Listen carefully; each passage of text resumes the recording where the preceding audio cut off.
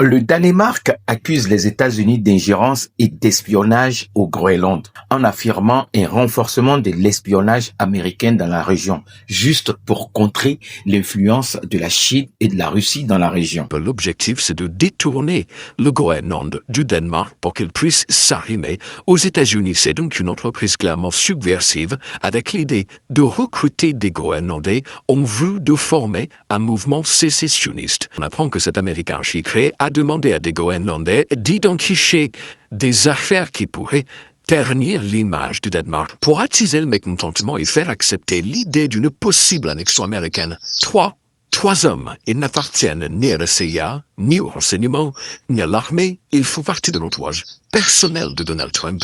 Voilà les pratiques de ceux qui appellent les autres axes du mal.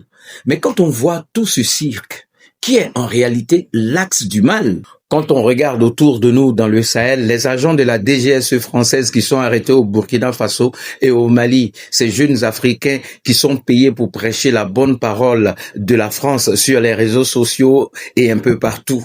Mais qui est en réalité l'axe du mal? C'est le même jeu de domination politique pratiqué par l'Occident global, dirigé par les États-Unis. Et après, ils viendront faire comprendre à l'opinion internationale qu'ils ont été appelés, comme ça s'est fait au Sahel. La France dit qu'elle a été appelée par le Mali. Pourtant, c'est la France qui s'est invitée au Mali. Écoutez ce que le président américain dit par rapport au Groenland. Ce n'est pas de la provocation. Beaucoup de personnes au Groenland aimeraient être correctement protégées et correctement prises en charge.